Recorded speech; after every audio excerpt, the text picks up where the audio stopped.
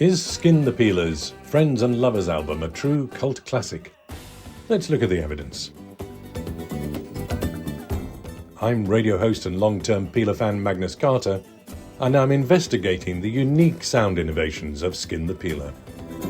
Even now, rare CD versions of the Friends and Lovers album sell online for over 5 times their original value.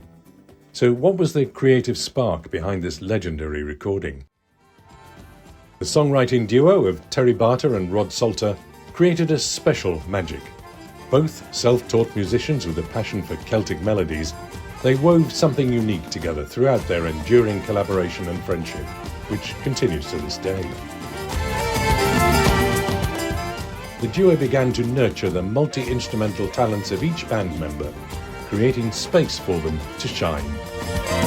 Gigs became a showcase for an increasingly eclectic and often little-known range of instruments. At the time, Rosa's role as a female instrumentalist was a rarity. Arriving at gigs carrying her cello, she was inevitably asked, "Are you the singer?" Her talent led to session work with XTC for their Non-Such album, and it was there that she met Dave Mattox, Fairport Convention's drummer. That meeting landed the Peelers a spot at Fairport's legendary Cropredy Festival. On a beautiful August day, in front of over 20,000 people, the band smashed it, moving between a staggering array of unusual instruments, now including Peruvian run rocker, Greek lira, wind synth, and Kazakhstani kobas, with Gerald briefly leaving his beloved guitar behind and leaping up to the mic to duet with Rose on maracas. They left the audience spellbound. It was official. The Peelers had arrived. Fairport continued to show great generosity to the band, extending a nationwide tour to include the iconic Over the Rainbow venue in Bristol and inviting them to play support.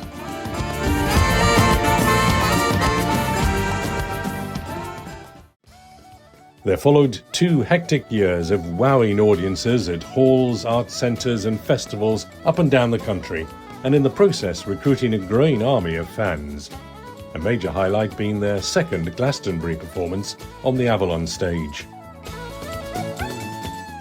Finally able to find the time, the band hunkered down at Antenna Studios, working again with Richard Lewis, who had done such a great job with World Dance. Sensing the importance of this album, Richard stepped up with more ideas and innovations, including contributing a piano solo to one track, with Terry working alongside him to add magic touches to the album, including the exquisite percussion and sax fade-out at the end of the Last Charango track. When the band gathered for the final playback, they knew they'd created something very special. And the critics agreed. Reviews hailed it as beautifully recorded and produced. It captures the verve, flair and energy that the Peelers put into their live shows. This album deserves to see the Peelers becoming a jewel in the national roots scene. As invitations for international festivals began to arrive, the band hit a crossroads. Despite growing acclaim, a major record deal still remained elusive. The strain of relentless touring eventually took its toll, and the band decided on an extended break.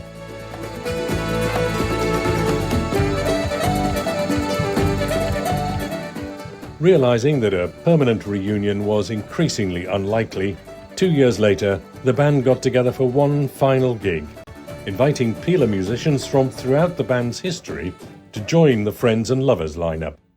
The overwhelming response and sellout crowd tempted the band to reverse their decision. However, each of them realized it was not to be. But for that one glorious night, it all came together.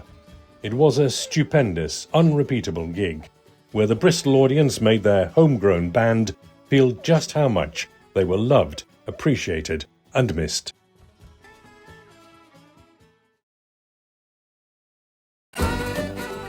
It had been a whirlwind ride for Terry and Rod and all the Peeler musicians, who were lucky enough to share their genius. So is this where the story ends? Will they ever work together again? How could that possibly happen? Well, to find out, you'll need to watch the next chapter. So, was the Friends and Lovers album a cult classic? You decide. Let us know in the comments.